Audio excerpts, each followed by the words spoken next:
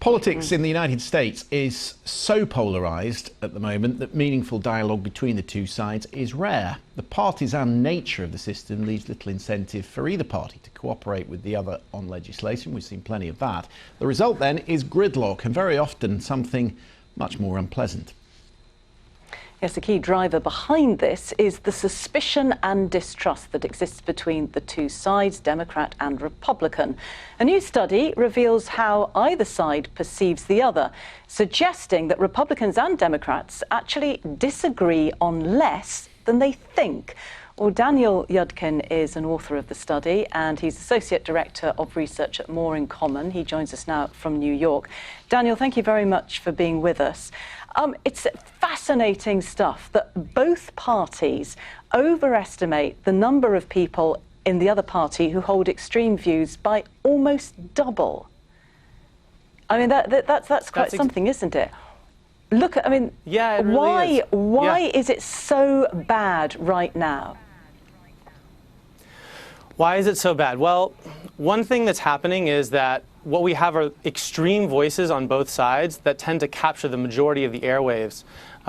People are more active on social media, on traditional media, and the most extreme stories get amplified in a way that leads both sides to imagine that the voices they're hearing from the other side really represent the views of the entire party, both Democrats and Republicans. But the reality is that's just not the case. And Daniel, what is fascinating is that perception gap was worse for Democrats the more educated they were, but that wasn't the case for Republicans. So that's right. So just to give you some background, what my organization More in Common did was to conduct a large-scale survey of American adults. And what we did was ask them two sets of questions. First, we asked them what they themselves thought about a variety of topics affecting America, from immigration to gun control to climate change.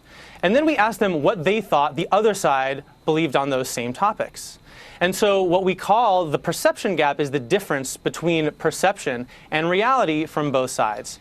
Now, with regard to this question about education, we actually find that, for example, Democrats, as they get more and more educated, actually seem to have a worse and worse understanding of what Republicans actually believe. Among Democrats, for example, people who graduated high school, who just graduated high school, have a more accurate perception of what Republicans believe than people with a postgraduate degree. But the same is not true among Republicans, who seem to have a similar amount of misperception, regardless of their level of educational attainment. You know, Daniel, one of the most disturbing things about your research to me is the fact that politics and character have now become inextricably linked. How dangerous is it when you have people's political views becoming a statement of their virtue or their moral failings? Yeah, that's right. So what we see is this vicious cycle where as people come to have more and more greater misperceptions of the other side, they're also more and more likely to call them hateful, to call them brainwashed, to call them ignorant.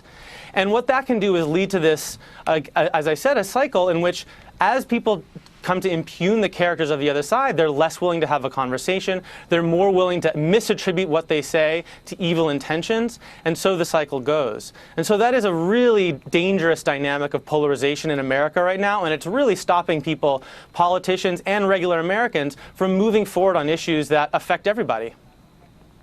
Daniel Yudkin, thank you very much indeed for joining us. And that's absolutely true. How do you move forward? How do you get beyond this, Christian?